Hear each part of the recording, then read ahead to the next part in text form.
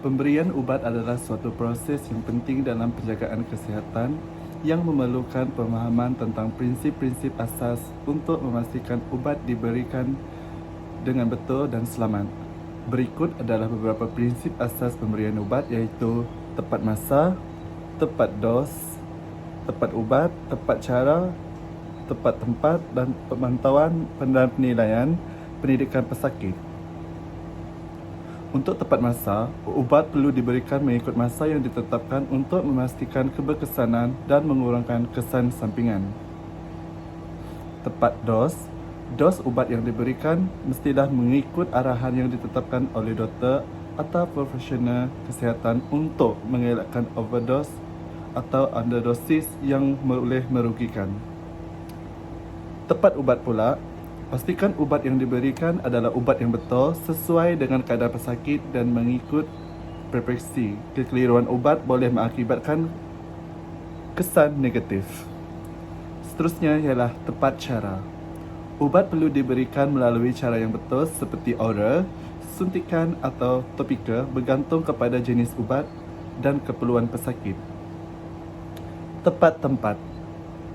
Sesetengah ubat mungkin memerlukan pemberian di lokasi tertentu, contohnya ubat suntikan di dalam otot atau urat. Pemberian ubat pada tempat yang betul adalah penting untuk keberkesanan. Seterusnya ialah pemantauan dan penilaian. Selepas pemberian ubat, pemantauan kesan ubat serta reaksi pesakit amat penting. Ini termasuk memeriksa sebarang kesan sampingan yang mungkin timbul. Yang terakhir ialah pendidikan pesakit. Pesakit perlu diberikan maklumat yang jelas mengenai cara ambilan ubat, potensi kesan sampingan dan tanda-tanda amaran yang perlu diwaspadi. Prinsip-prinsip ini bertujuan untuk memastikan pemberian ubat yang selamat dan berkesan dengan mengurangkan risiko kesalahan atau komplikasi. Right version merujuk kepada memastikan bahawa ubat, rawatan atau prosedur diberikan kepada individu yang tepat sesuai dengan prinsip 5 Rights of Medication Administration untuk menjamin keselamatan pesakit. Cara pertama untuk memastikan pesakit yang betul adalah use two patient identifiers. Dengan verify the patient's name, cross-check with the identification number seperti medical record number or IC number. Yang kedua ialah semak gelang identiti pesakit dengan memastikan maklumat pada gelang identiti sama dengan rekod perubatan. Yang ketiga, pengesahan dengan pesakit. Tanya pesakit untuk menyebut nama penuh dan tarikh lahir. Yang keempat adalah semak documentation, memastikan preskripsi atau rawatan sesuai dengan carta pesakit atau rekod kesihatan elektronik. Yang kelima adalah komunikasi yang berkesan, sentiasa berbincang dengan rakan sekerja atau pesakit jika terdapat sebarang keraguan. Right version juga penting untuk memastikan pesakit yang betul kerana bagi memastikan keselamatan pesakit bagi mengelakkan risiko kesilapan ubat yang boleh membawa kepada kesan buruk seperti reaksi alahan, dos berlebihan atau rawatan yang tidak diperlukan. Yang kedua adalah compliance with standards dengan mematuhi garisan panduan dan polisi yang ditetapkan oleh Kementerian Kesihatan Malaysia atau badan profesional. Yang ketiga adalah tanggungjawab profesional. Memberi rawatan kepada pesakit yang betul adalah tanggungjawab utama sebagai seorang jururawat atau profesional kesihatan.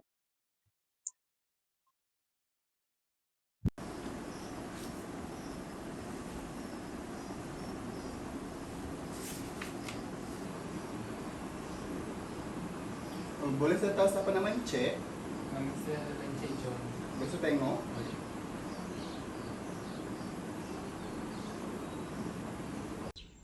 Seterusnya ialah hak ubat.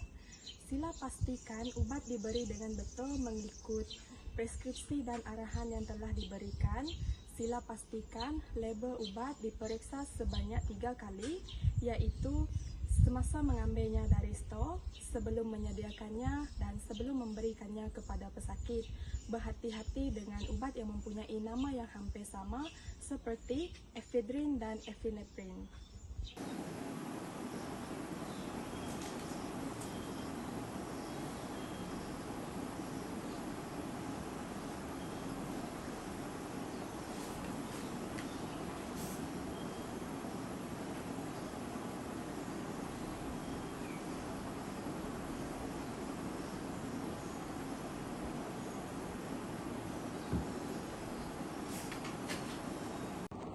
Hak dokumentasi ialah salah satu prinsip utama yang memastikan keselamatan pesakit dalam pentadbiran ubat.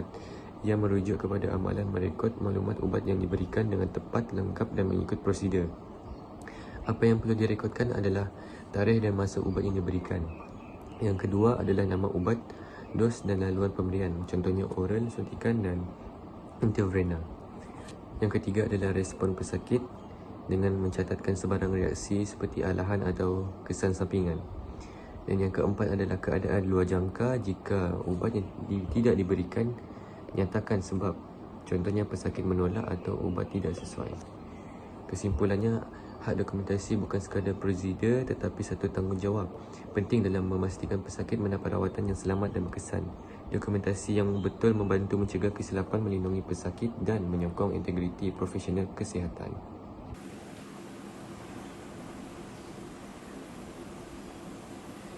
Selamat pagi Encik, sekarang sudah pukul 8. Masanya Encik untuk makan ubat. Ini adalah ubat Panadol, ubat Encik untuk pagi ini.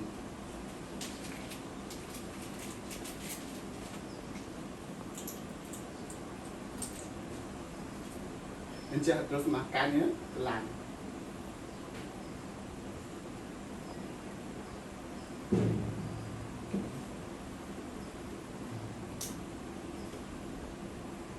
Hak dos. Pastikan dos yang diberikan adalah tepat mengikut arahan sesuai dengan umur, berat badan dan keadaan pesakit.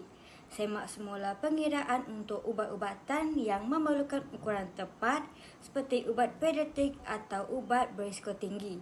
Gunakan alat pengukur yang sesuai, contoh picagari, cawan pengukur dan elakkan anggaran. Terdapat 7 prinsip pemberian ubat yang betul. Antaranya adalah hak masa. Berikan ubat pada masa yang betul mengikut jadual yang ditetapkan. Pertimbangkan faktor seperti waktu makan, interaksi dengan ubat lain dan keperluan klinikal pesakit. Jika terdapat kelewatan atau pemberian awal, dokumenkan alasan dan maklumkan kepada pihak berkenaan. Selamat pagi Tuan, ini adalah ubat Tuan untuk pagi ini. Sila makan ya.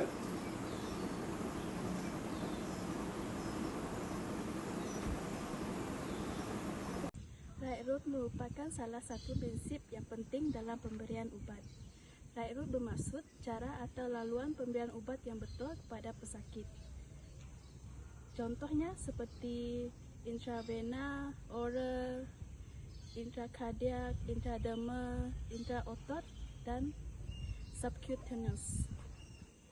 Prinsip 7R dan seterusnya adalah right to refuse. Pihak yang bertanggungjawab secara sah seperti pesakit dan keluarga pesakit mempunyai hak untuk menolak ubatan dan rawatan yang diberikan kepada pesakit.